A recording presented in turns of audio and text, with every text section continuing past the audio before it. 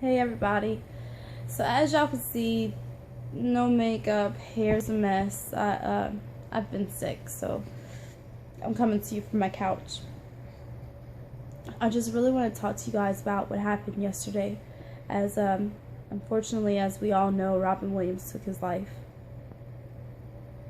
Everybody has posted about it, everybody has commented, everybody has an opinion on it.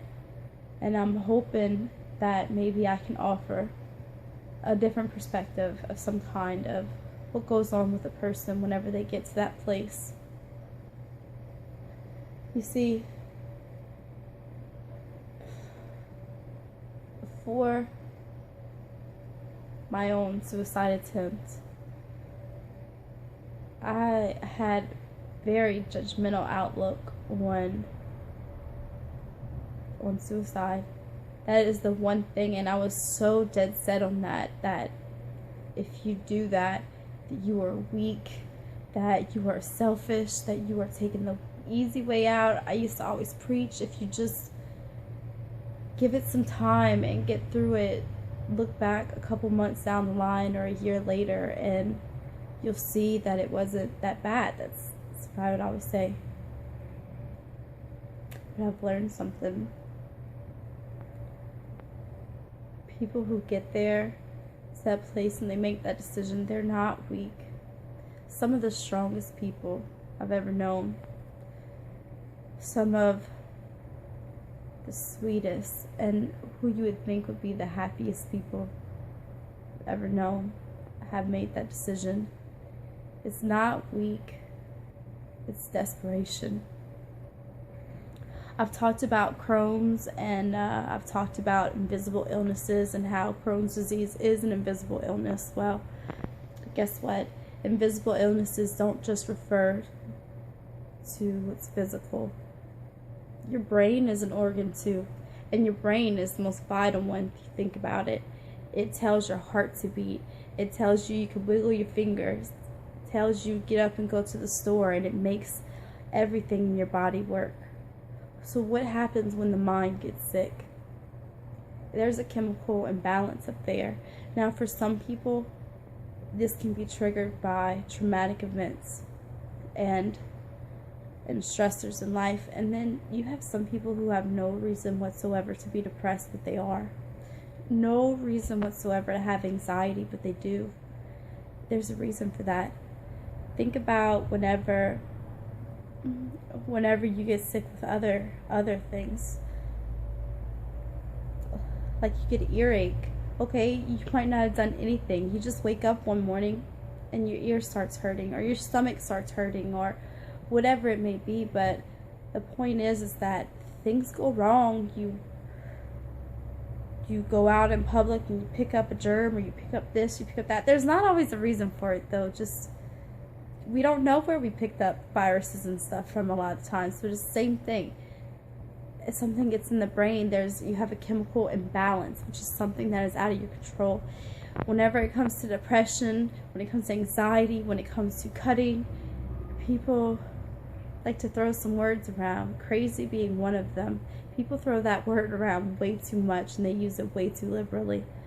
Just because someone is suffering, it doesn't make them psycho, it doesn't make them crazy, it makes them sick.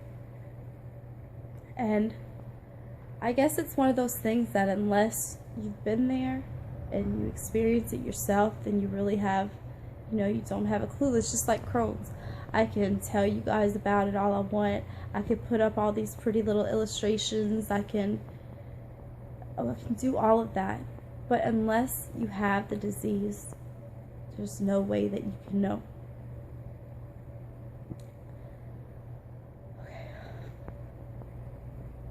You have to forgive me. This is a very touchy subject, and I just want to speak on it right. I'm trying to gather my thoughts for a second.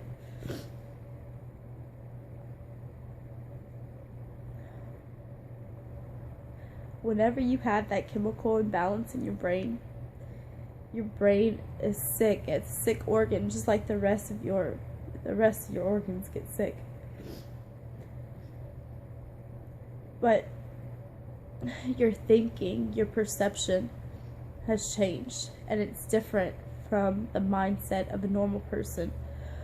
We will do things that other people will maybe interpret as crazy, and it's actually the body going into survival mode. Do things you wouldn't normally do, just trying to rise above it, or trying to do anything to just not feel all this pain that you're feeling. See, we could go out and smile and laugh with people all day long. That's what I really think that about Robin Williams. He made so many people laugh. He's very, very talented, but I think he also used that as his mask and as his coping mechanism, because as long as we're out there convincing others that we're okay, and as long as we're making other people laugh, then we don't have to think about it. The problem comes in whenever we get home, when there's nobody else there. We have nobody to distract us, and it's just us right there with our thoughts, with our mind, which is sick. And your brain will latch on to every negative thing that's ever happened, and then it will gather them all together, and it will just swirl around you. You look in the mirror and you don't even see a person anymore. You see flaws, and you just hear you're a failure, all these different things. It's almost like your brain does what Crohn's does, okay? Crohn's, my immune system decides to attack itself. It's almost like that. It seems like whenever you're in the middle of depression, your own mind turns on you and starts to attack you, and instead of the self-preservation there, and it's the negativity. You don't have a guard, you don't have a shield, nothing to block it. It's just you walking with this pain. Some people have it because of a traumatic event, and then some people it just happens, but it doesn't matter the reason behind it. What matters is that the pain that they're going through is real. And I'm trying to come up with the words to explain, but honestly, I don't even know if I have the words to explain to you how it feels to hurt so very deeply that you don't want to take another breath.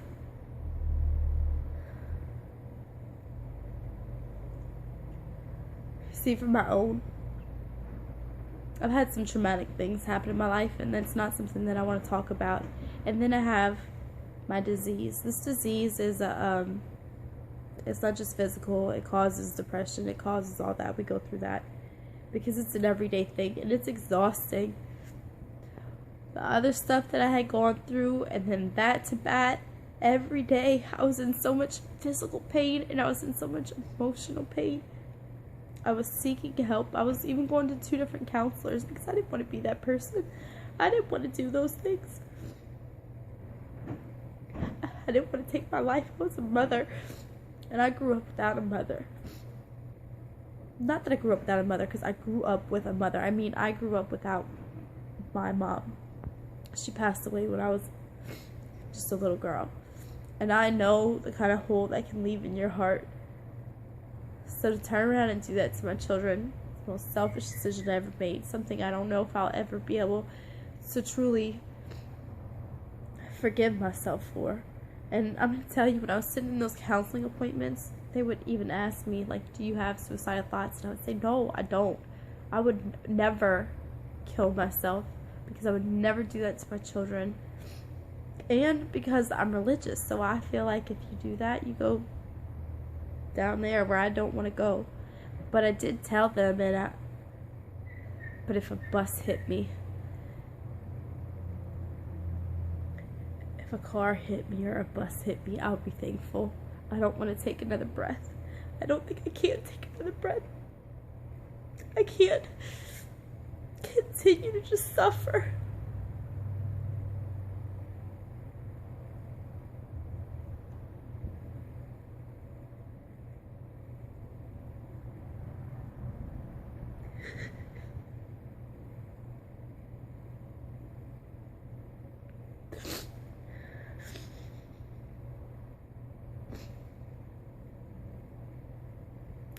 I just want you to know it had to be something way bigger than me to bring me to that point. Because I love the kids. And like I said, I know what it's like to grow up without a mother.